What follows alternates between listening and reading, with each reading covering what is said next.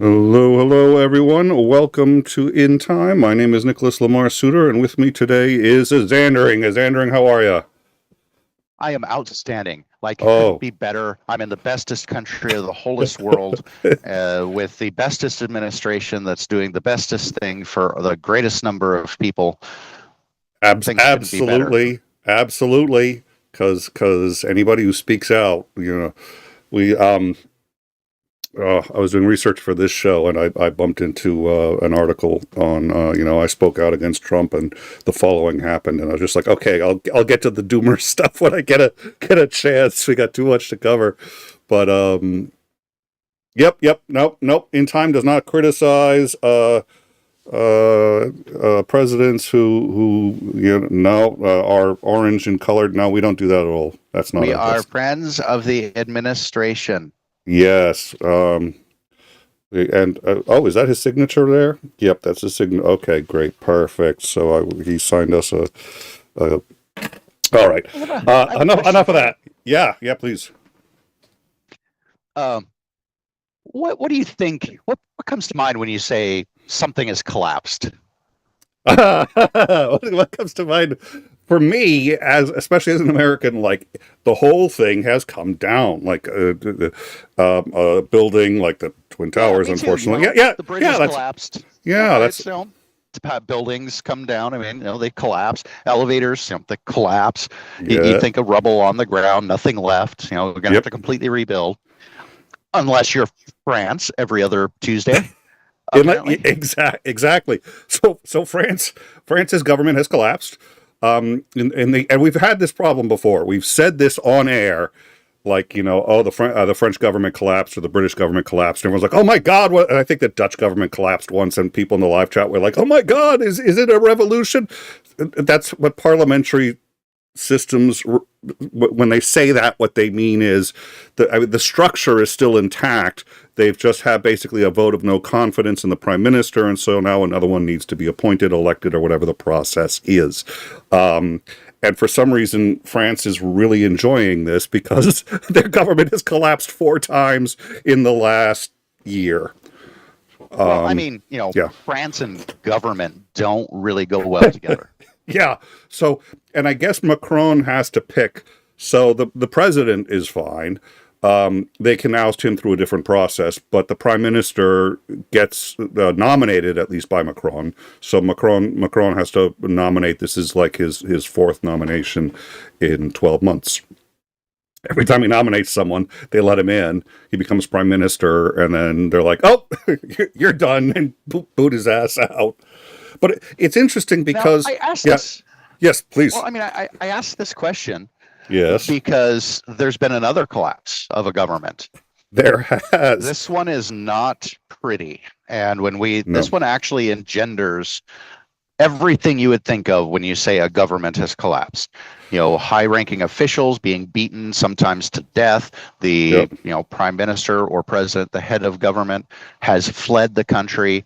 The airports have been shut down, th- large scale rioting, like an utter collapse of the government.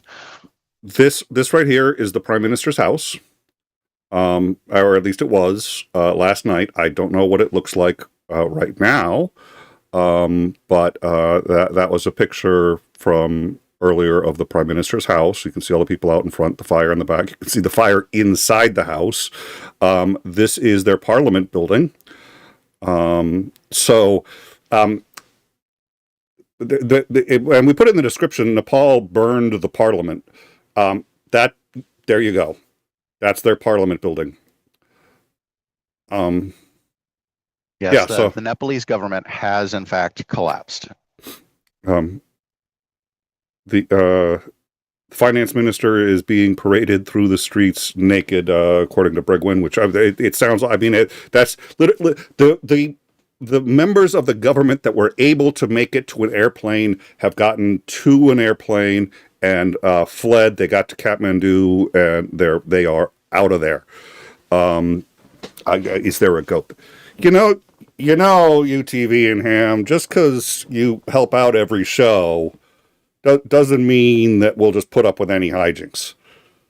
We'll just We usually put up with any hijinks anyway. It doesn't matter. Yeah. I was about to say, yeah, we put up with hijinks. We're a hijinks oriented show. So yeah, so Nepal's government has literally collapsed. And Prime Minister has officially resigned. Yes, he has. He did officially resign before getting on an airplane and getting the hell out of. Yeah, well, he got on the helicopter and flew the hell out of there. Said, "Here you go." If you're interested in Nepalese politics, look into it, because there's a lot of weird things going on there. I mean, not exactly a large mover or shaker on the global scene. Some things that are happening around the world, though. Tied to India, and they've been unstable. So they had a monarchy for 249 years. 250 years they had a monarchy. They overthrew the monarchy, and now have, for the last, I think it's about 20 years, gone through several revolutions, and they have never had a stable government. This one started to collapse when they decided to ban Facebook, X, Twitter, whatever, all of those things, social media. They argued they were banning it because they literally used the words fake news. This revolution has been run primarily by Gen Z. It's 18 to 24, 28-year-olds. And they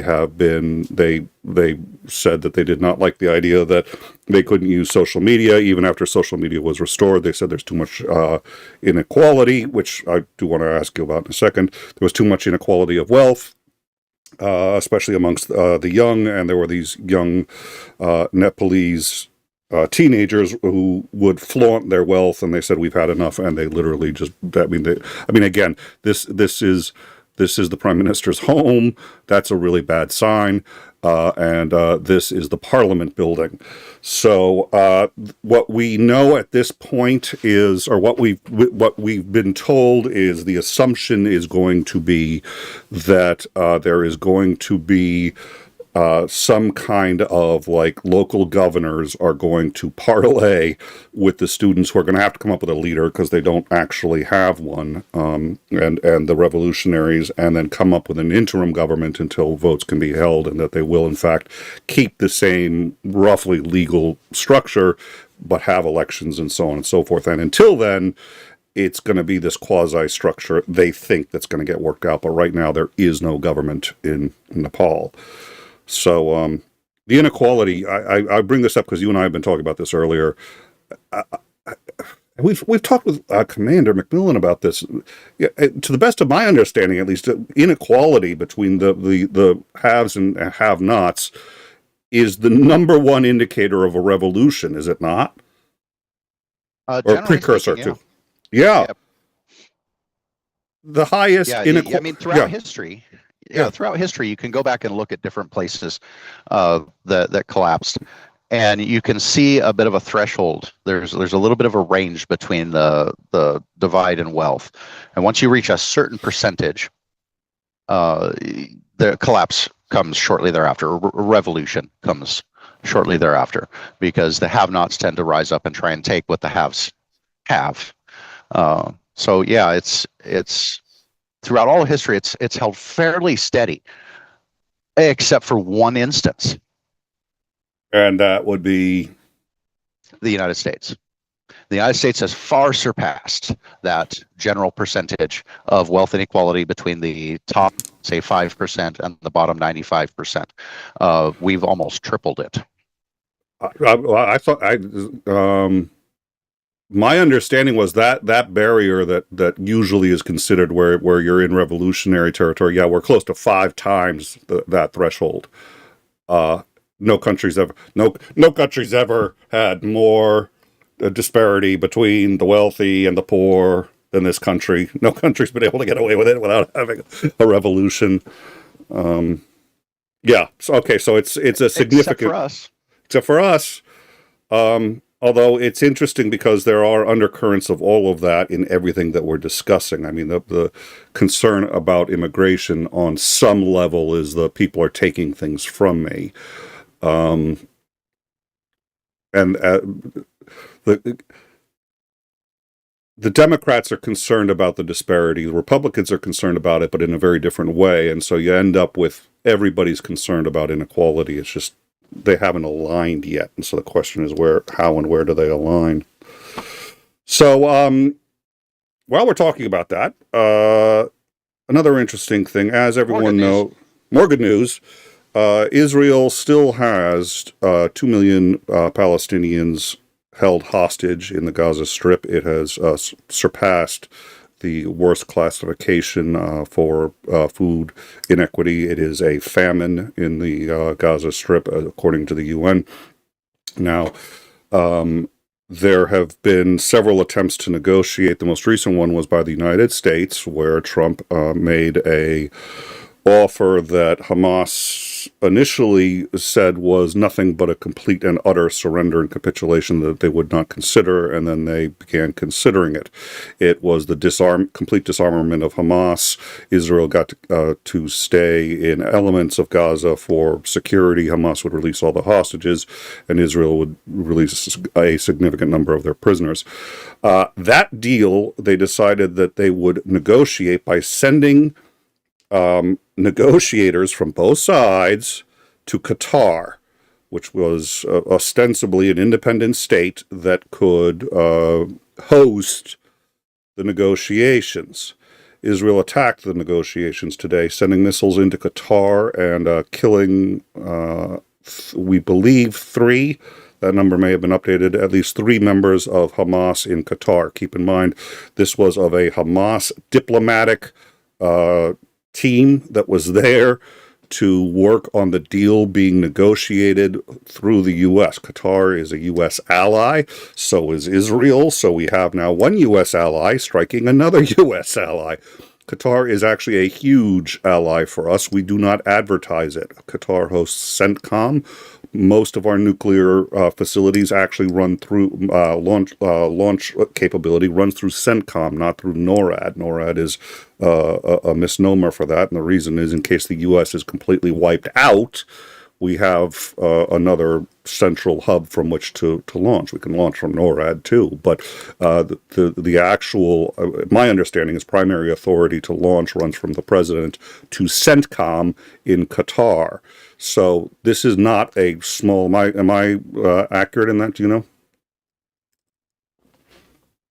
Reasonably so. I'm not a Commander would on yeah, I'm not a super big expert on the nuclear control systems of the United States. That was way above my pay grade. Well, and Commander actually worked out of CENTCOM when he was staging the Iraq War. So we'll ask him. But that's my understanding, is that they actually moved. So everyone thinks NORAD is the biggie. No, because we assume that the U.S. will get taken out.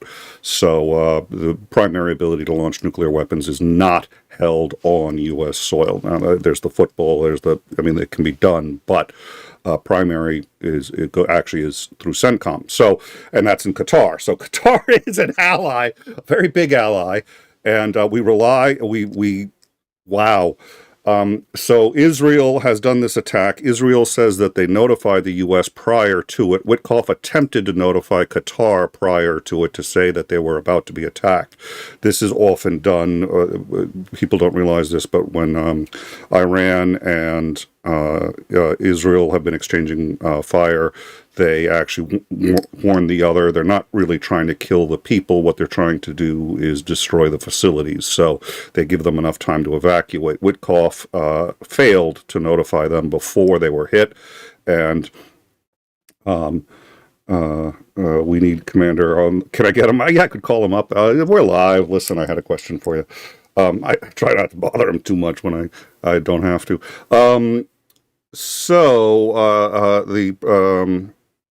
President the phrase "we're on a diplomatic mission to Alderaan" is entirely too apt. Yeah, so these are diplomats. So this has, let's see, the UAEA has said that this is a criminal act and must be punished. Saudi Arabia has echoed a similar sentiment. So at this point, it almost looks like Israel is trying to start a war with the entire Middle East. Right after the attack, Prime Minister Benjamin Netanyahu is prime minister. Prime Minister Benjamin Netanyahu came out and said that they were prepared to accept the peace deal as brokered by the United States. So let me just paint this picture for you, 𝐒𝐻𝐿𝐴ndering, if you will. They attempted to murder. They failed, by the way. They killed the son of one of the diplomats. None of the diplomats were killed. It was the son of one of the diplomats, and 2 bodyguards were killed in this attack. It was on a meeting, a scheduled meeting that was listed as a diplomatic meeting. Israel has not denied that it was a diplomatic meeting, and they've already taken credit for the attack.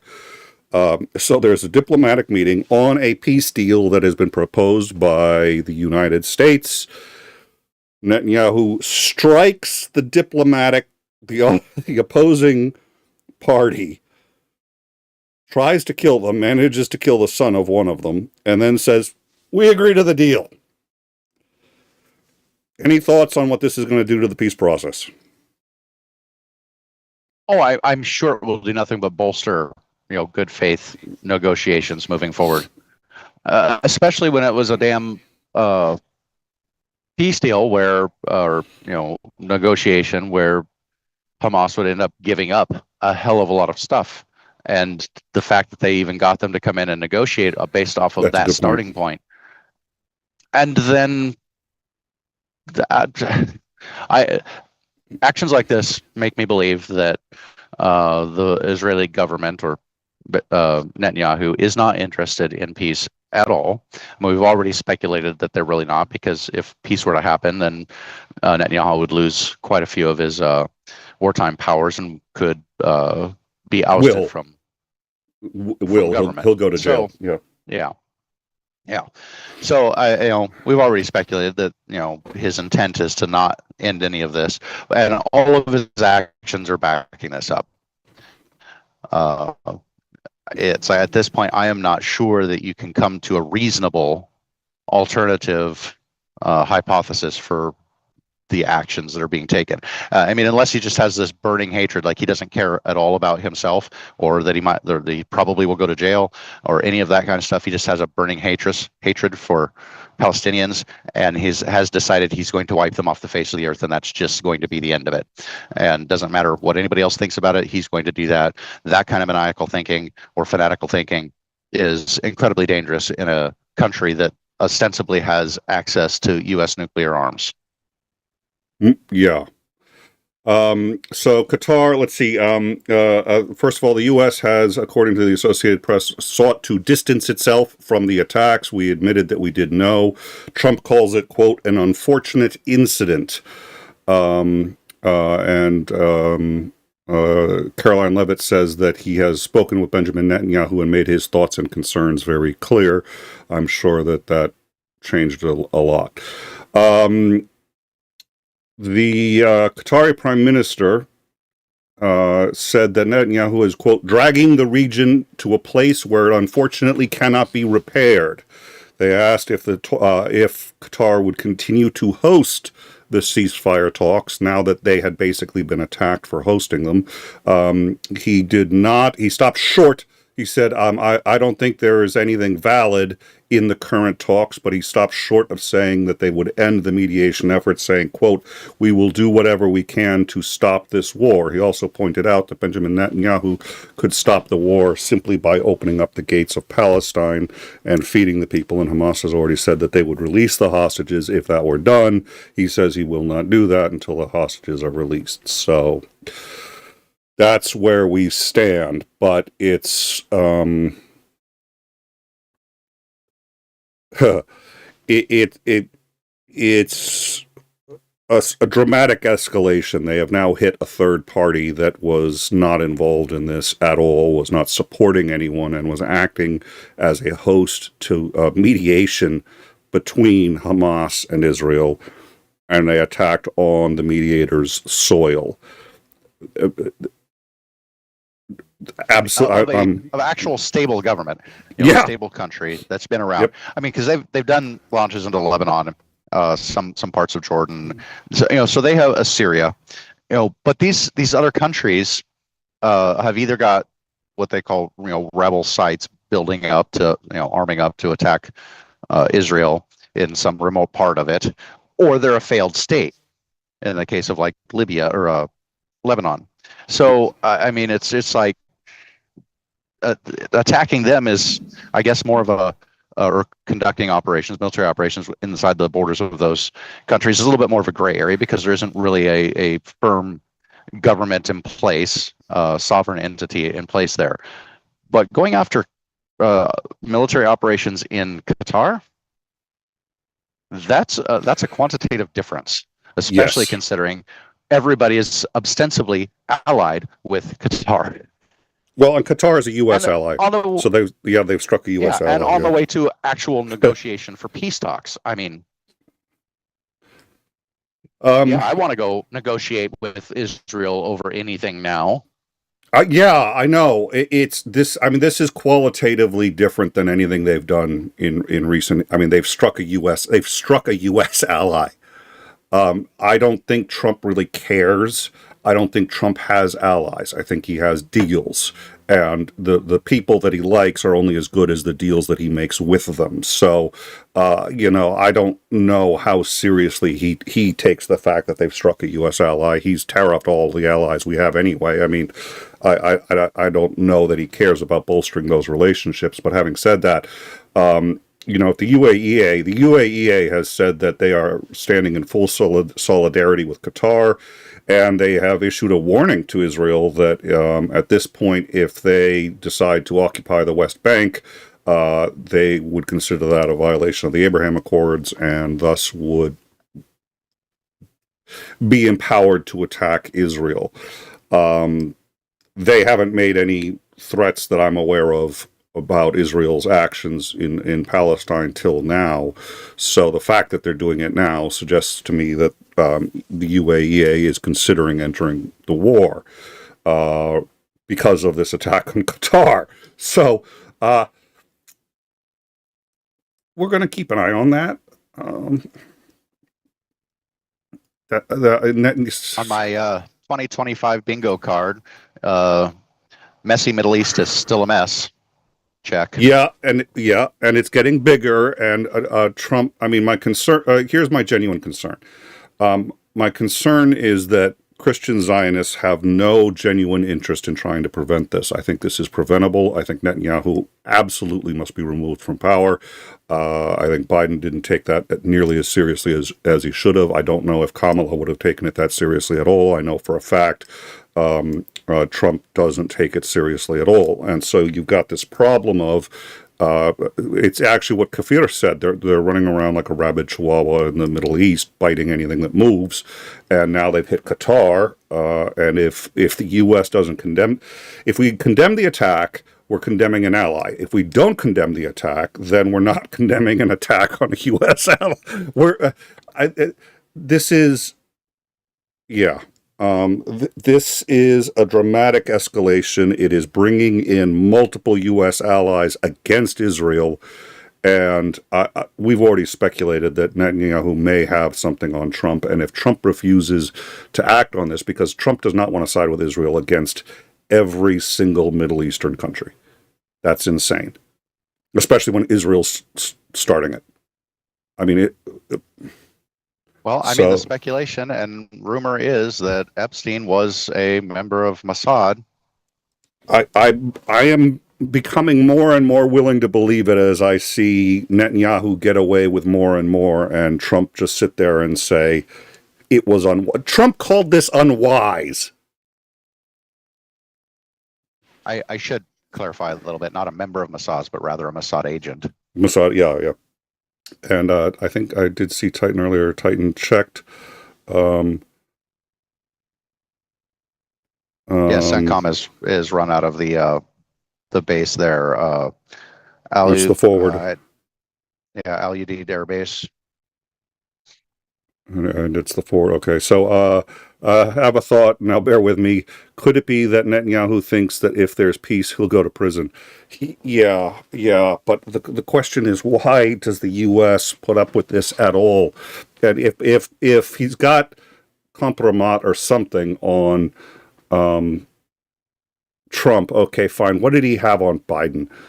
Now, Biden was at least kind of half willing to put in some effort. Trump is like the UN on value. I'm just like, stop. Don't do. Oh, he did that. Maybe that was a bad idea. Okay. Can I get some more volume? Thank you. That's Trump on the Middle East. Everything else, he's got an opinion. And I don't think Trump probably knows. I think he's like me, way out of his depth when it comes to any of the cultural differences. A lot of the history doesn't really know, and probably doesn't really care unless they're adoring him, giving him jets and giving him his own personal McDonald's to follow him around. I don't think that he knows or cares, and I don't think he's particularly interested in so far as he can make light of or make a political capital out of saying, "Hey, I brought peace," and unfortunately, you can give him some potential credit for the Abraham Accords during his first term, except that they're being shredded now. It's like nobody in the Middle East is liking the things that Israel is doing right now. And if this was Venezuela doing these things, I have a feeling that the United States would come down pretty hard on them, especially when the United States is now, blowing up boats of civilians in international waters, ostensibly from Venezuela, without Venezuela doing all of these things. So if you were to take it into any old pocket dictatorship around the world and have them do these same tactics and these same actions, the rest of the world would come down pretty damn hard on them. Yep. It is, the silence is deafening, just in general. And the UN, it's Maudie and I have had this discussion about, does the UN have any efficacy? But it's sort of like, efficacy, no. Okay, but the way you said that implied that they have something. What do they have, if anything? They have the illusion of the nations coming together to try and cooperate. Does that illusion give us anything? I don't really think so. Beyond perhaps there's at least something there to point to say, the nations should be able to come together and actually maybe govern the world a bit better. You can at least point to, hey, we do have the United Nations. However, can they actually do? Nobody cares what the United Nations says about anything, and everybody completely ignores it. It's a grandstanding political theater where people get to love the sound of their own voice, condemning other people for doing things that they themselves are guilty of doing. That's okay. Now, would you like to know how I really feel about the UN? Yeah, I think okay. No, I think that was good enough. Thank you.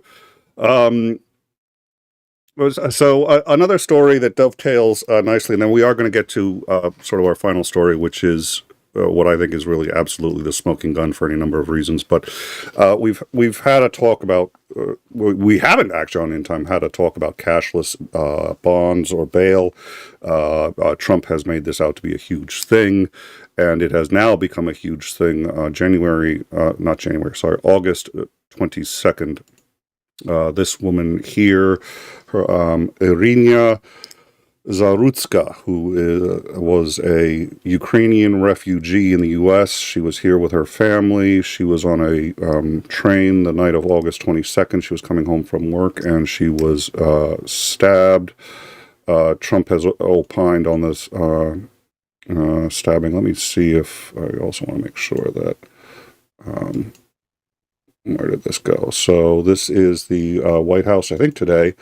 Today I've seen the horrific video of a beautiful young Ukrainian refugee who came to America to escape the vicious war in Ukraine. Yes, it is a vicious war. It's interesting when he does and does not acknowledge that. And was innocently riding the metro in Charlotte, North Carolina, when she was brutally ambushed by a mentally deranged lunatic. This is the first time I think he has ever said anything where he was accurate. The perpetrator was a well-known career criminal, who had previously been arrested and released on cashless bail in January, a total of 14 times. What the hell was he doing riding the train and walking the streets? Criminal like this need to be locked up. Now, yeah, he said that today. This happened on the 22nd of August, so more than 2 weeks ago. and this has blown up. Tell me a little bit about this, because I first heard about this from you. Yeah, it's making the rounds, especially in the right-wingosphere of social media. And of course, several people are now chiming in with several other examples of instances like this that aren't covered. And I think the big moral outrage that they're decrying here is the fact that the mainstream media isn't covering any of these things, and most of them are making it about race. It's because it was a black perpetrator attacking a white victim. Therefore, the mainstream media wasn't going to cover it when they blasted, the airwaves for months straight with examples of Daniel Penny and the blow up over George Floyd and Derek Chauvin. So they're just plastering this all over the place, and saying don't remember this. They're pointing out that the magistrate in this case that they say let this person walk the streets. No, they were given a bail. The bail was met and he got out. But pointing out that this particular magistrate isn't even a lawyer, has never had to take the bar exam, and yet is allowed to be a judge in North Carolina. There's several states that allow this for magistrates to do this. It's not just North Carolina. So that's the big outrage, and you have a portion of it which I would call the kind of, well, I guess you could just plain call them racist, that are coming out and just claiming that the black community is just a bunch of animals and don't have culture and that we can't exist with them. They're pushing it really hard. You have the other people that are pushing it because of the mainstream media's lack of attention to any of these cases similar to this, claiming that because it doesn't fit their narrative, they're going to ignore it and therefore, manipulate the general population by choosing what stories they're actually going to, cover. It's not that they're outright lying to you; they're lying by omission, type of outrage. So it's been going on for quite some time, and now you're starting to see the mainstream media are picking it up this week and starting to cover some of these things.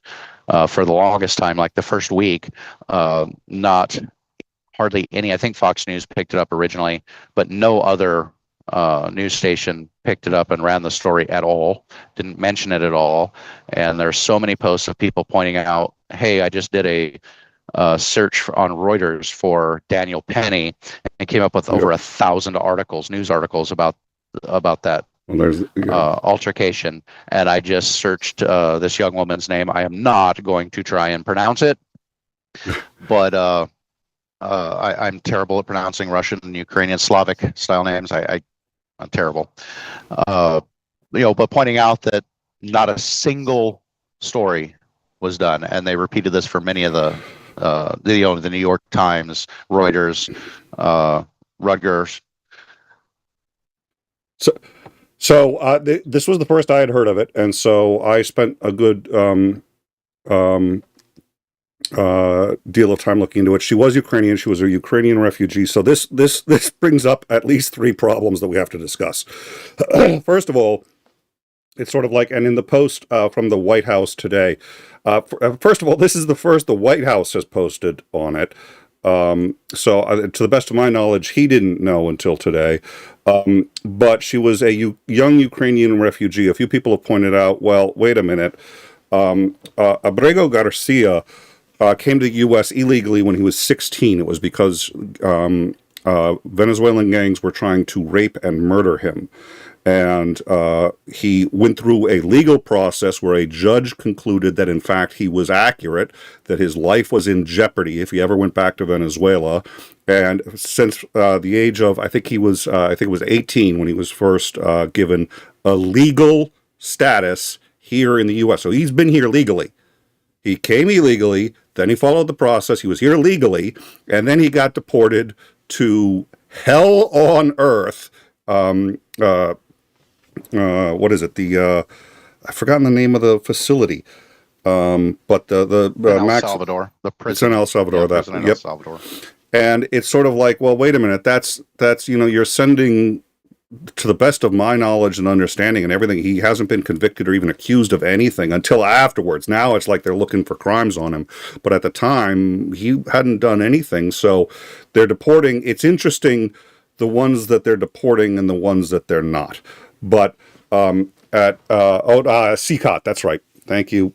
That was it.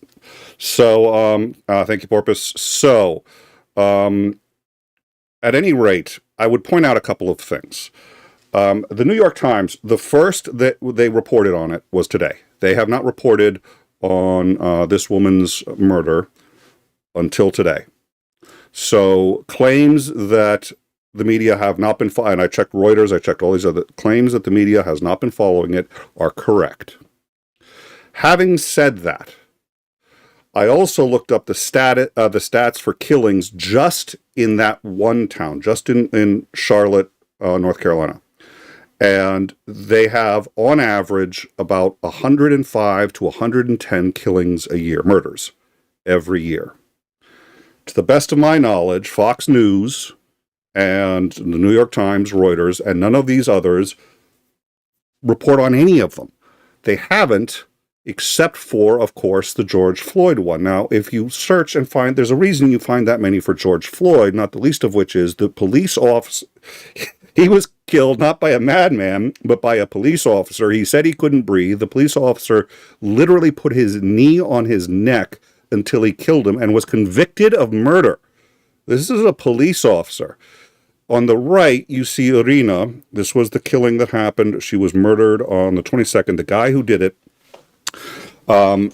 Trump is correct. He is deranged. He is profoundly mentally ill. He has been in and out of, he is not a career criminal. He's a homeless guy. He has done multiple crimes and spent 6 years in prison, but he doesn't make money off of criminality. He is not a career criminal. He is homeless, diagnosed schizophrenic. Now, what ended up happening, first of all, according to the Charlotte Police Department, this is now, Trump has said that he's going to use this as he is, and so are members of Congress, using this as an example for why they have to send now, and now they're talking about sending the troops into North Carolina. However, let me find here, this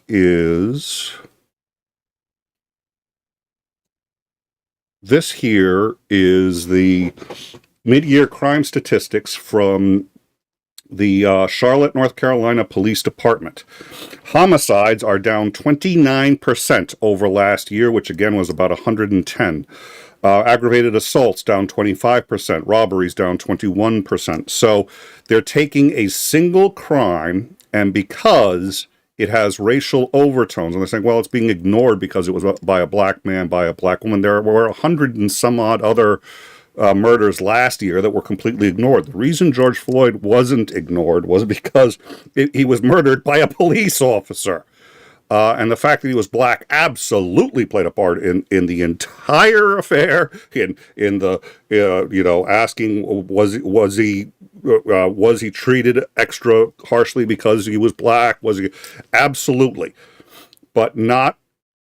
It's not as if, and yes, the New York Times, every news organization picks out what they think is going to attract viewers and what they think people are interested in. But this idea that black men can just go ahead and murder white women and nobody cares, and nobody, not even Fox News, made a deal about this until Trump started losing on Epstein again, and now this has become a thing.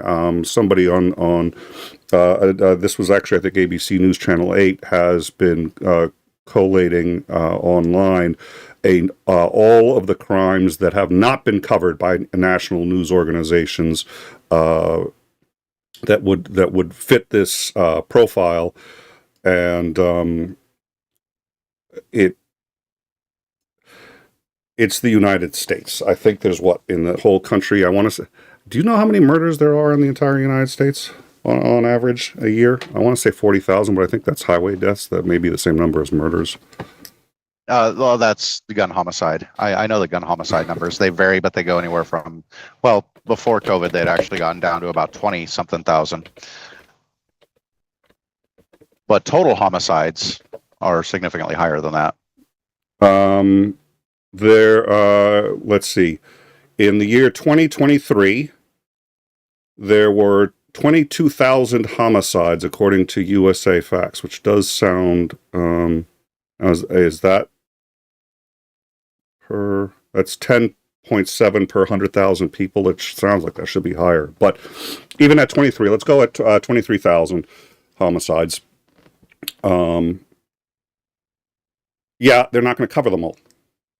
George Floyd was covered for a very specific reason. I wish they could cover them all. They should cover them all. We don't have the capacity to cover the number of people we murder in this country.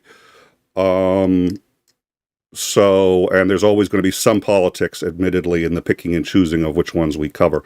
The idea that the reason this was ignored was because black men are simply allowed to get away with murder in this country, which is literally what multiple congressmen have been coming out and saying. And like I said, this was the first meme I found on it, which was, okay, there's, how long the George Floyd has been around, there's a reason. Anyways, I'm not going to get into it. I've said what I wanted to say. I also found this meme rather entertaining.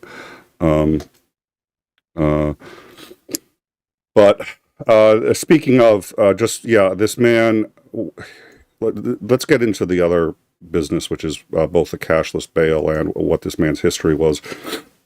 He was schizophrenic. He thought he had a chip in his head that was controlling him. He also, at one point, was in a hospital. He had been held there involuntarily. His mother had him admitted on a 14-day hold. During that hold, he managed to get a hold of a phone and call 911 repeatedly, saying that he was being controlled. They showed up.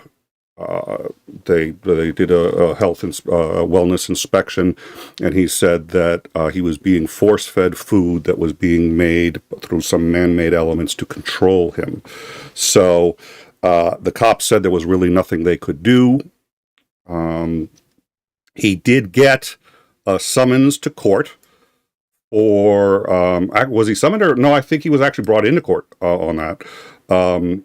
And that was the latest time he faced this magistrate. This magistrate decided to release him ROR, on his own recognizance, meaning that he didn't have to put up any bond or bail or anything like that.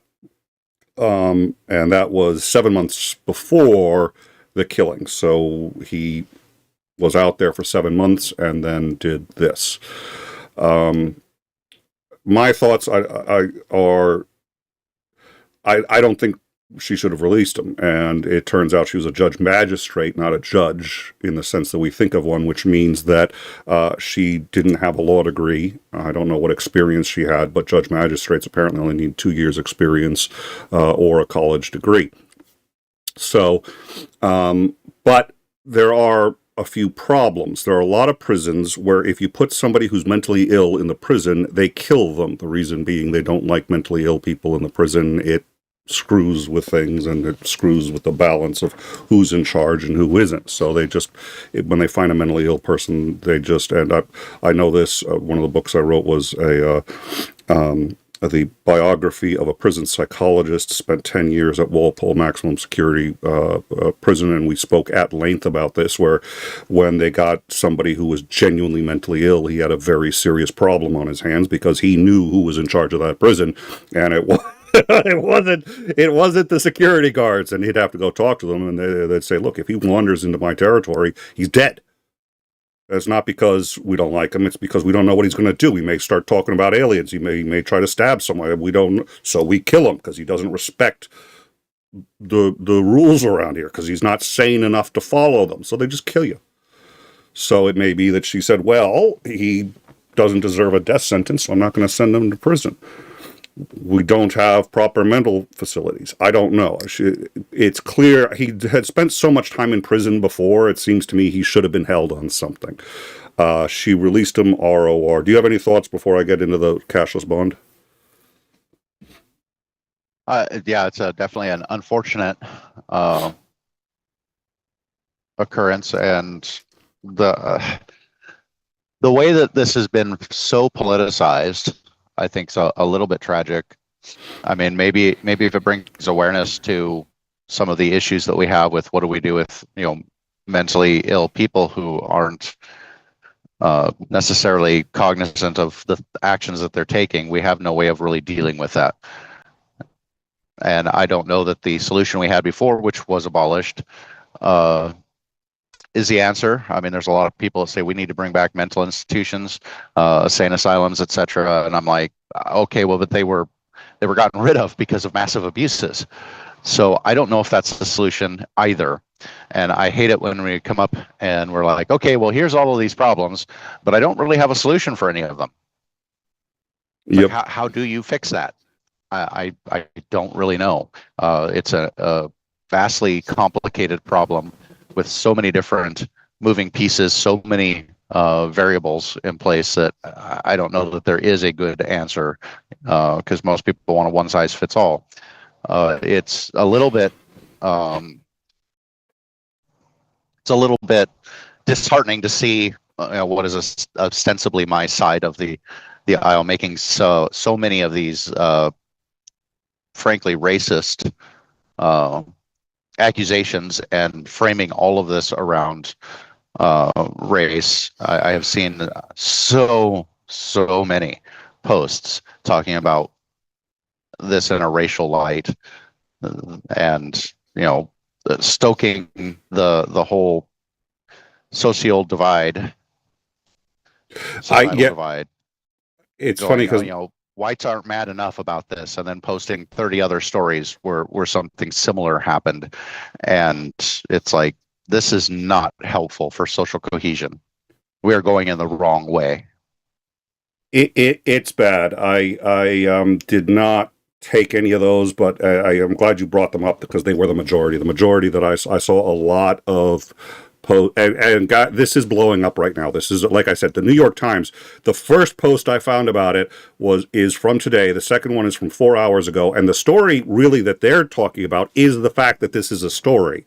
They cover the murder, they cover what happened, and they said what has happened now is the far right has latched on to this and turned this into a wedge issue. And they're right. There's the number of congressmen that I have found that have already started, but it's all the congressmen have just started talking about it today too. It's not a funny issue, but it's funny that I thought this murder happened last week. And then when I saw August 22nd, I was like, wait a minute. So nobody picked up on it until recently. And the number of, and Mouty would, I should send some to Mouty so that he can, the number of, well, this is how whites and blacks are different, and so we know this and that, and that's why I said, well, we've got plenty of white people are committing crimes. I'm not going to get any further into it, but Trump has used this to bring back his cashless bail, and I want to quickly get into what that is for people who don't know. Basically, because you're innocent until proven guilty, the idea is you shouldn't be held in prison awaiting trial, especially nowadays where trials, you have a right to a speedy trial, but nowadays trials can take a very long time. You shouldn't have to wait in prison, especially the innocent shouldn't have to wait in prison until trial. And since you have the right to be assumed innocent until proven guilty, the idea is really you shouldn't be in prison. Having said that, it turns out when somebody's accused of murder, they have a tendency to split if they can. So you have to walk this balance of how do you make sure that they show up for trial, but give them the maximum freedom that they are permitted until or unless they are found guilty. And that's a really serious problem because people are falsely accused, wrongly accused, or accused of far worse than what they actually did reasonably frequently. And the idea that you have a right to, and this, by the way, I'll get to that in a second. But so the idea is that you would go out on a bond of some kind. And what that means is you would put up something as collateral. It used to be just money. Now people sometimes put up like their house. If you're wanted for murder, they'll say, okay, you have to put up your house as collateral. And basically you put up your house and you're allowed to go.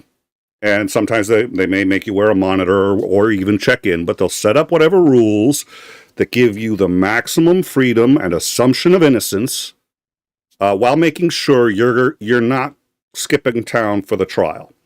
Bond, bail, whatever. So recently there's been a trend, and it's not that recently. New York has had cashless bond that's ROR since as far back as I can remember. I'm pretty sure Boston does too. But the idea is, especially if it's a misdemeanor, and it's something where they really don't need they're not, you would lose so much, because here's what if you don't show up. First of all, you forfeit whatever you put up for bond. You forfeit it. So you forfeit your house, you forfeit the $100,000, whatever it is that you put up. Second thing that happens is a warrant comes out for your arrest right away for failure to appear. They let all the other states know, and everybody's out looking for you because they do not like failures to appear. So usually people show up. So a failure to appear is not all that common. Titan, 𝐒𝐚𝐦𝐿. Titan and I know somebody who racked up how many failures to appear? 4 or 5? Anyways, other than the occasional... Yeah.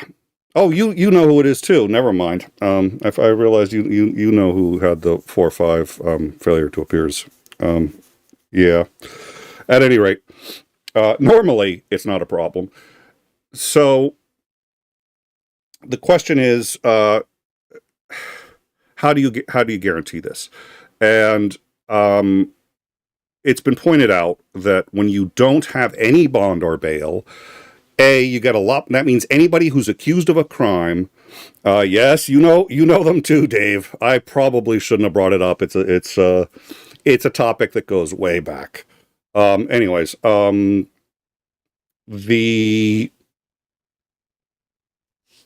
if you have everybody have to wait in jail, and one of the reasons that moved towards a better or reformed bond or bail system is that people would be charged with misdemeanors and spend 3 years in jail because they didn't have the money for bail or bond. So they would just say, look, the bond is for this crime is $6,000. Well, if you don't have $6,000 cash handy, you can't pay. So that means you're in jail, and you stay in jail until somebody comes up with that money, or your trial. And if your trial is 3 years, and there were enough, the idea is that this basically created a 2-tier system, one for the rich and one for the poor.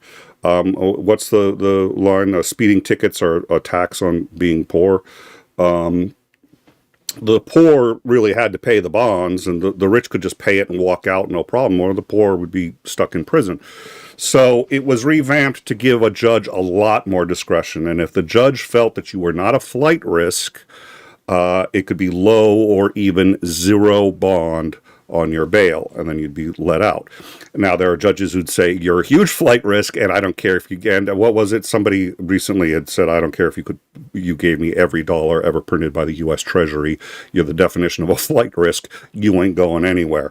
So judges usually have this discretion. Trump has turned this into the reason that crime rates are at a record low, because they're not at a record low, but they're pretty low, is because of cashless bond. So we have to do something about that. So he's blaming cashless bond for all the crime in Chicago, D.C., so on and so forth. So he's trying to get that revoked. The only people that really hurts is poor people. Now, this guy was out on cashless bond. Could he have done this if he was in prison? No. What crime had he committed that he should have been in prison for? He abused the 911 system. He called 911 too many times. He did this crime 7 months later, so he'd have been in jail for that 7 months. And what exactly? The problem was a mental health issue. He should have been restrained somewhere. If it ends up being jail, and it ends up being jail. But wherever, he should have been out of the community because he was schizophrenic, not because he dialed 911. So the problem is not the bond system, because the crime that he committed was tiny. And the whole point of the bond system isn't to make sure society is safe. It's to make sure you show up for the trial, because we don't have trials the same day you get caught. It takes a long time, and they're not going to hold you in jail the whole time. So he's completely conflating the purpose of the bond with any kind of rise in crime rate. In fact, statistics show it lowers crime rate, because the people who end up going out, they're on, it's pretrial probation, and they have a tendency to act at a lower crime rate than most people. Epstein being a marvelous counter example to prove the point. Any thoughts on that before we wrap up on Epstein? Yeah, there's lots of issues with the bond system itself, though. I'm not sure that this had much to do with the bond system anyway. Much to do with this particular crime. Yeah, I find it disheartening that he can. The congressmen that I've seen that are jumping on this are like, we have to do away with cashless bond because this is why this happened. No, this happened because a schizophrenic person who should not have been out on the streets was out on the streets. How and why he was on the streets is unfortunately complicated. Should the magistrate have, this highlights like 30 different problems all put together. So, anyways, that's it. Well, I wanted to, yeah, please. Another meme that's been going around quite a lot that I've seen several times is, somebody's, well, I guess it's not a meme, really a meme. It was a statement on X that has been shared a lot. Wait, so let me get this right. In most states, if you're a bartender and you serve an obviously intoxicated person, and that person then leaves the bar, goes out, gets in their car, rams his car into a family of 4 and kills them, that bartender can go to prison for serving that person alcohol when they were obviously intoxicated. That is the law in many states. I know it's the law in Washington state. And yet a magistrate or a judge who lets criminals out who have been, up in front of the courts for 14 other charges and been to prison several times, lets them out. They go out and kill somebody, but nothing happens to them. I've seen that that's a shared so many times. And, it serves to illustrate, okay, well, these seem to be somewhat similar, except they're kind of not. And in my opinion, it shows the ridiculousness of blaming a bartender for, somebody's lack of control and getting too drunk and then going and, I'm not opposed to the, hey, let's not serve obviously intoxicated people more alcohol. But I always kind of thought, my wife was a bartender. I've seen many bartenders, and most of them don't particularly care for highly intoxicated people in their bar to get more alcohol. Washington actually made bartenders culpable for crimes committed after the fact if they served them alcohol. So it's like, okay, well, they seem kind of related, but they're still qualitatively different. I mean, because you're dealing with a justice system where one of the pinnacles of that justice system is innocent until proven guilty. Yep. And we make some very difficult. There's definitely some instances where it's like, okay, here's some pretty cut and dry things about whether we should do bond or not. For example, you have the entire crime graphically captured on video. Well, no bond for you. Yeah. That was a very easy one. Like if somebody lets this guy out on bond now, then yeah, I think they should be, held criminally liable for doing that. But there's a whole bunch of cases, usually most of the cases you never even hear about, that go through the court system, tens and hundreds of thousands of court cases where it's not so clear. And you are supposed to be afforded the presumption of innocence until such time as you have been proven guilty. So incarcerating you in jail for a crime until you can have your quote unquote speedy trial would seem to violate that fundamental principle of our legal system. So yeah, it's not, everything always comes down to, it's like, oh, well, yeah, here's a problem. And how do we solve this problem? And everybody wants that one magic bullet. Speaking of the smoking gun. Yes. They want that one magic bullet that's gonna work every time. And it's like, things are rarely as simple as other people want you to think they are. It's like, this is not something that is simple to do. No, I'm going to get to what I like about your point, and then we're going to hit Epstein in a second. The Dr. Reverend Minister Christopher Mowdy Esquire Jr. has joined us in the live chat, and I had mentioned earlier I was hoping he would join us, and he has. Good to see you, sir. This woman here, her name is Irina Zartuska. She is a Ukrainian refugee. She was murdered August 22nd. The reason I'm letting you know this is because recently, it hasn't been covered by the New York Times, hasn't been covered by basically any news organization. We're covering it now, basically because Zandring found it first.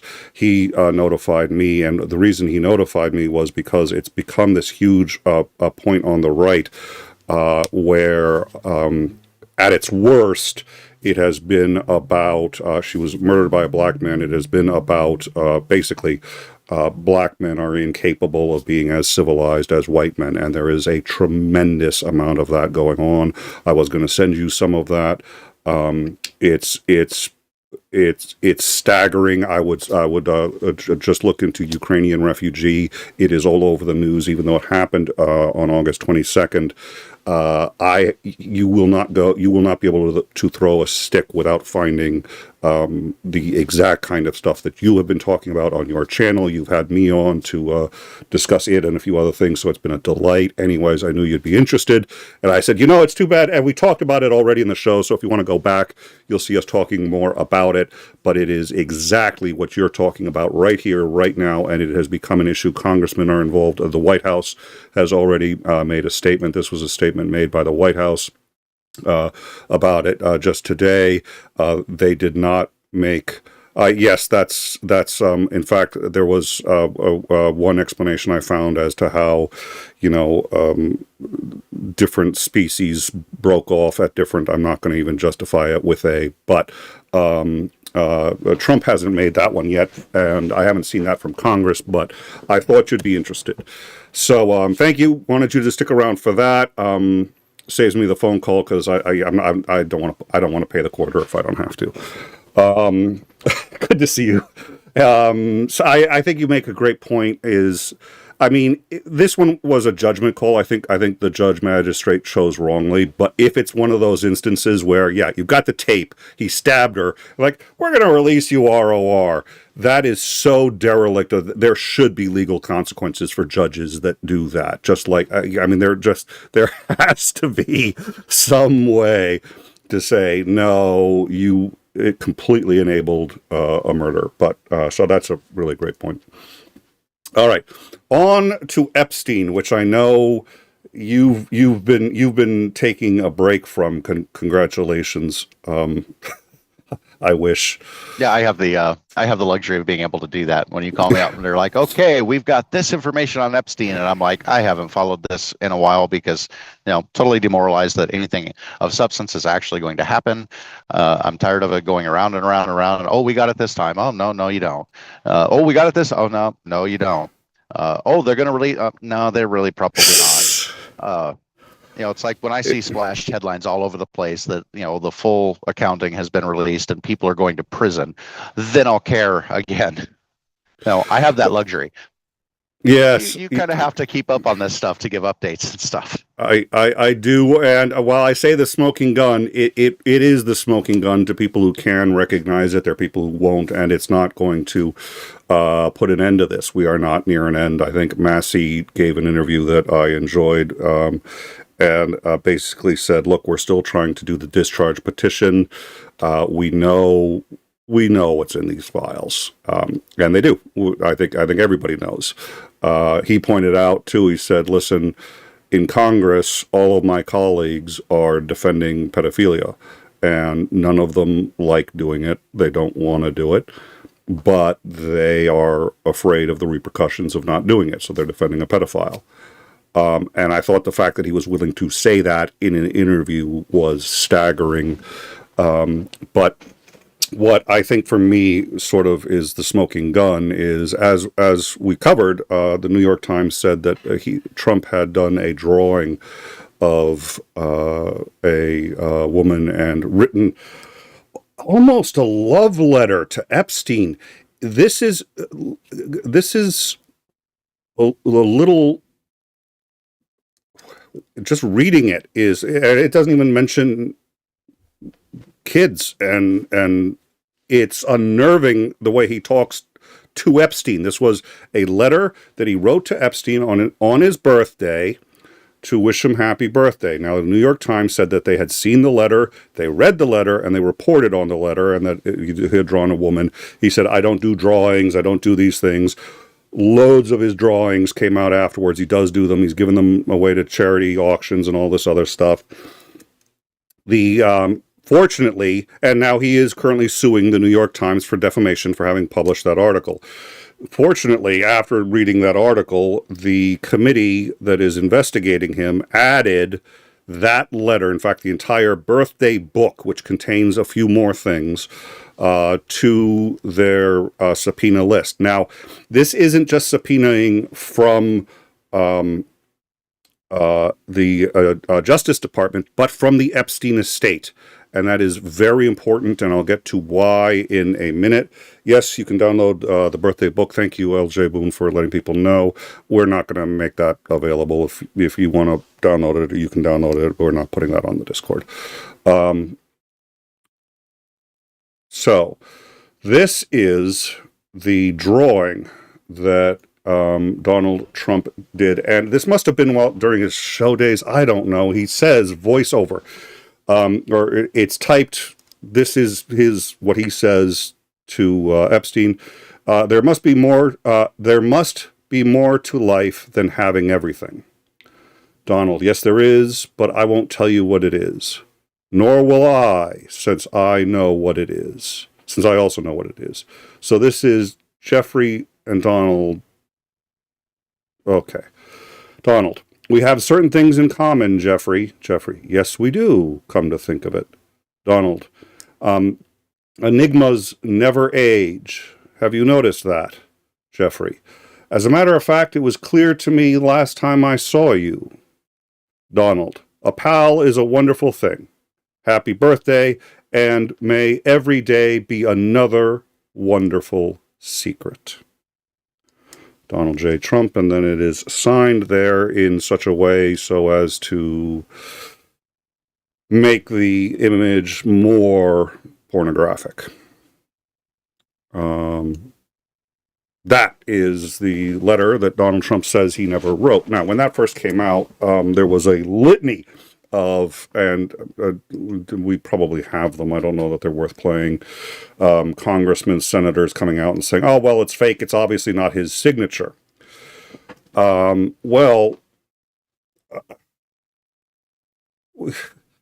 With just coming up with off-the-cuff responses, they're not even trying. It's like, have you even bothered seeing that? And it doesn't look like the signatures when he signs his full name. But as soon as people started saying that's not his signature, they started coming up with, this was a book that he gave to, this wasn't the Rudolph Giuliani book. I forget which book this was, but he gave, and you can see when he just signs Donald, he signs very differently. That's him signing Donald there. This is the book that he gave to Rudy Giuliani in 2000, signed the same way. This is something he gave to Keith Olbermann, of all people, when he got his Ted Turner and Lifetime Achievement Award. Signed Donald, same signature there. And then we've also got one from February 1995. If you take a look at that signature, and then you look at this signature, it's the same signature. The reason that's important is because everybody's saying, well, somebody must have just faked it. Well, anybody faking it would ostensibly have faked the one that he used when he was signing executive orders, his full name, his presidential signature, which everybody knows. Nobody, unless you had a private access to one of his books, one of his something, would know that he signed his personal things differently. Second of all, this came from the Epstein Estate. This didn't come from an opposing counsel. The Epstein Estate is now managed by lawyers that have no vested interest in the outcome. Epstein's dead. Their job is to manage the assets until such time as they're discharged by a court or whatever happens to them. They turned this over because it was subpoenaed. They have no reason to withhold it. They have no reason to lie, fabricate, and do anything. The reality is they've been in possession of this for quite some time. Ghislaine Maxwell testified that such a book existed, and this is a page from that book. We've known about that book for some time now. So this would have to have been faked by somebody who knew his signature years ago for it to be fake. The reality is, by people saying, oh, the signature has gotten everybody looking at the signature like, wait a minute, yeah, he does sign things differently. So in order for this to have been faked, somebody would have to have known that he signed things differently. At any rate, the wording is like a love poem to Epstein.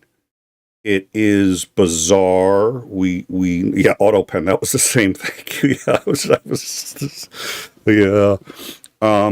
And because it came from the Epstein Estate, and because it was as described by the New York Times, and because the signature, by all accounts, is genuine, there seems to be no way to deny that this was written by Trump.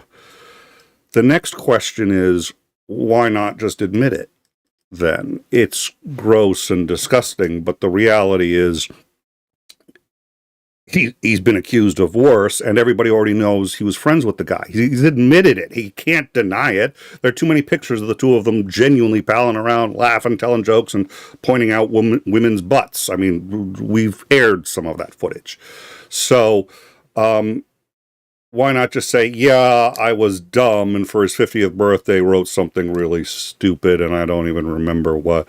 Instead, it was just categorical denial. Categorical denial. We've got it now. And we know it's from Epstein because it's from his estate. It was subpoenaed directly, and it went to Congress. There is no way for this to be a forgery. So this is as much a smoking gun as I think we're going to get, short of an actual videotape of, because this is something he's denied existed.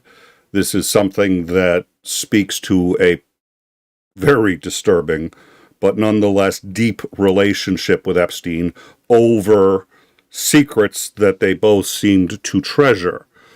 That doesn't leave a lot of wiggle room. Zandring, you haven't heard any of this until now. You haven't seen any of this until now. Thoughts? I don't think it's going to make a difference. Yeah, it may not. I mean, it's,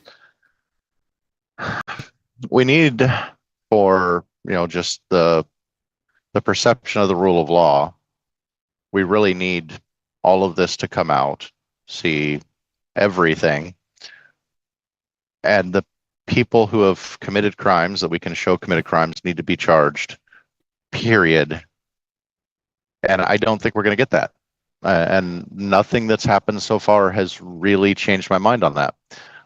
We've seen like so many times, oh, this is it, we've got it now, and nope. And there's so many people. I mean, there are still a lot of people on the right that are still very furious that the Epstein stuff has not been completely released, unredacted, with the exception of possibly protecting some victims' identities. Yeah, and they're completely disenchanted with the idea that we even have a rule of law anymore, because powerful people are protecting other powerful people, and you're not supposed to have that in a country that's supposed to be founded on laws and not on men or people. Yeah. So I don't know that it's going to change anything. I mean, it's I guess baby steps towards the right way to go. As I said, I've been very disenchanted of this whole ordeal, that we're ever going to get a clear idea of all the things that have happened, and that people are actually going to go to jail for it. And it's victimizing some of the most vulnerable people that should be protected, that we claim to want to protect above all others. I know. It's like, this is such a losing proposition to try and defend. And, I guess it speaks to higher echelons of power?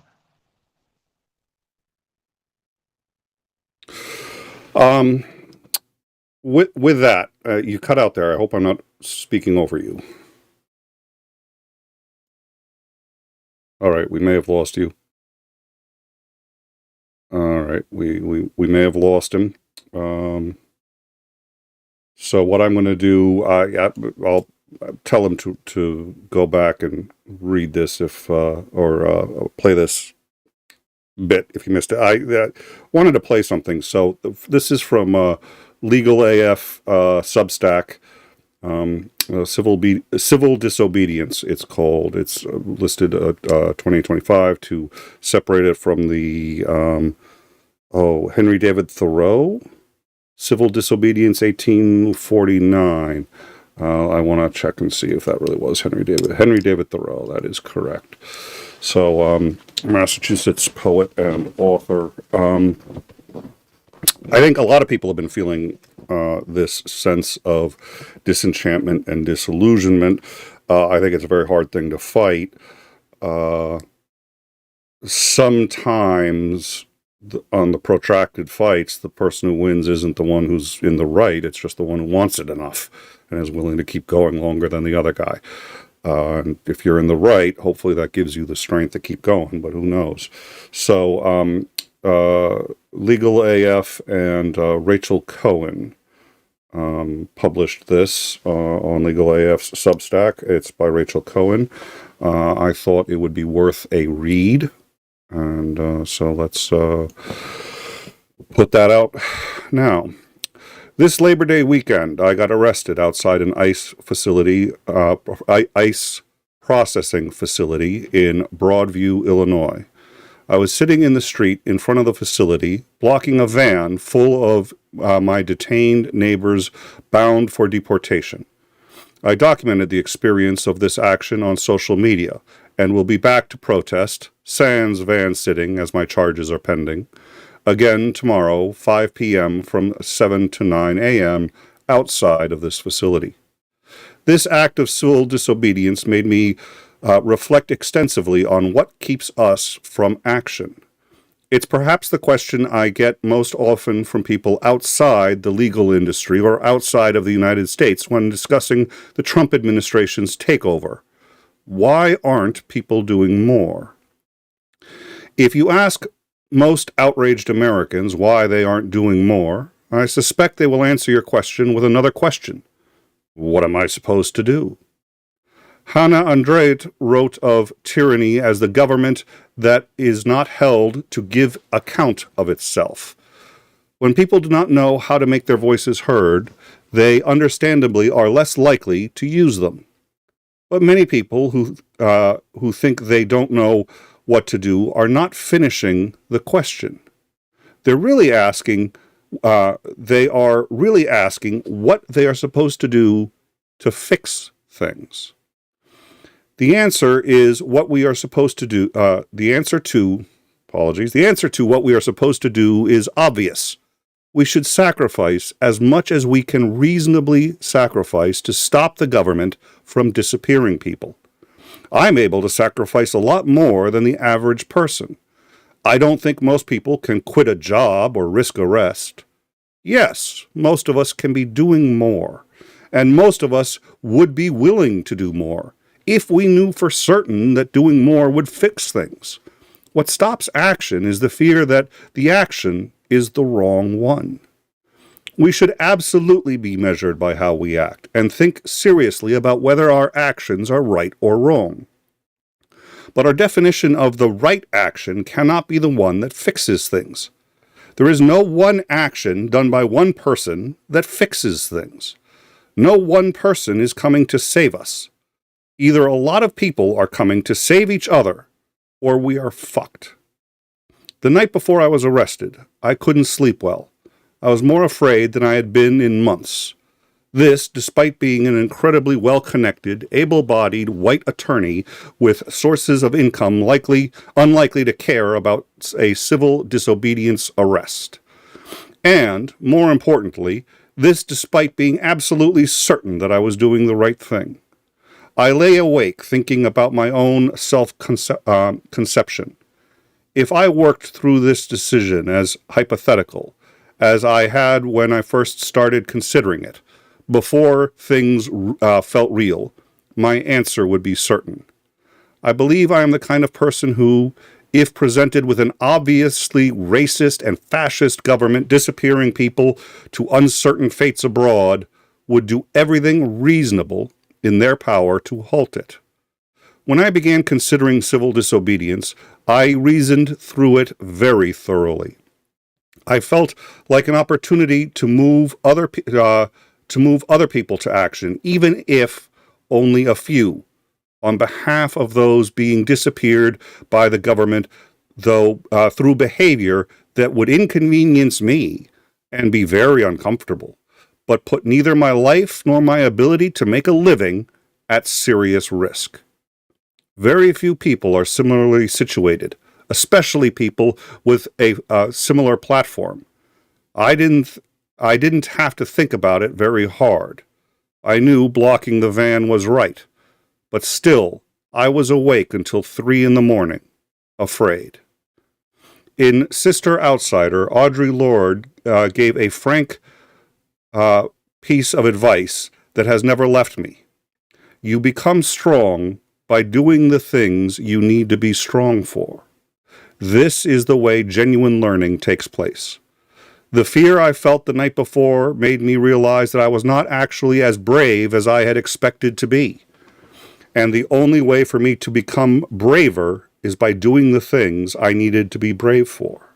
The fear made me more certain that I needed to do this action, because the days to come are likely to demand far more bravery. There's only one way to get there. Being afraid to sacrifice is not shameful, but the fear does not go away magically when things suddenly get bad enough for sacrifice to feel worth it. While fear of sacrifice is not shameful, refusal to sacrifice as your neighbors are disappeared is, which is why you have to practice. Waiting to practice bravery will make you weak. You become brave by doing the things you need to be brave for. In On Tyranny, Timothy Snyder's final lesson is to be as courageous as you can. If none of us is prepared to die for freedom, then all of us will die under tyranny. Timothy Snyder also recently fled the United States. It's quite common for people with a lot of educational privilege and access to view issue spotting as their contribution to the cause. Issue spotting is an important contribution. We desperately need it to avoid reinventing the wheel. But pointing things out and voicing out our fear is not action. The purpose of understanding things is to apply those understandings. I understand that the Trump administration is speed-running a white nationalist, authoritarian playbook in a country already far too comfortable, blaming minorities for all the ills created by a system they have no control over. He is shipping my neighbors to overseas concentration camps, often without process, demanding my neighbors' health records to force them into gender conformity, ramping up militarized violence at home and abroad. I understand that he claims to be doing this for the safety of people that look like and live like me. In criminal law, courts have sometimes allowed a defendant's silence to be used as evidence against them. The Ninth Circuit, for example, allows juries to be instructed that if a defendant actually was present and heard and understood certain statements, and they were made under such circumstances that the statements would have been denied if they were not true, then you must consider whether the defendant's silence was an admission of the truth of the statements. Donald Trump claims he is acting in my name. Unless I am willing to risk my own comfort to voice dissent, then it's quite reasonable to assume that I agree with him. There will be no switch flip moment for me to prove him wrong, nor a perfect action I can take that once and for all fixes everything. There is only now and collective resistance. Other people's contribution to that collective resistance will look very different than my own. My risk tolerance is quite high. It was not always. I recently returned to an email I sent a mentor in 2019 before starting law school, where I seriously told her how silly it felt not to be participating in direct actions at campus in Texas where family separation raged rampant. Today, I receive many questions from incoming or current law students, recent grads, big law attorneys who are breadwinners, and on, expressing their own frustration at being unable to take more drastic action. But honestly, you only prepare for drastic action by taking on lots of other, smaller actions first. There's no prize for getting arrested at a time when it's particularly bad for your career. If anything, doing so makes sustained action less possible. Unfortunately, I can promise there will be a need for people to take more drastic action for the rest of us, for the rest of our lifetimes, and beyond. You don't have to do everything now, nor can you. You just have to do something, and you can. My name is Nicholas Lamar Suter. This has been In Time. Xandring, are you there? I am. Sorry, slight issue. No worries. I don't know how much of that I caught. Any final words before we go? I hope that the trends that are trending reverse themselves, because we don't want to go where this path leads. It's both disheartening to see the discourse online and social media. It's encouraging to know that in real world interactions are not nearly so hostile. And also troubling that I believe that the vitriol online is at least an indication of what a lot of people truly believe and won't say out loud in polite company. And if we head in the same direction that social media is heading in with the ideologies that are being espoused there, then we are going to need a lot of courageous people to stand up and stop it, or we're going to end up in a very bad place. Yeah.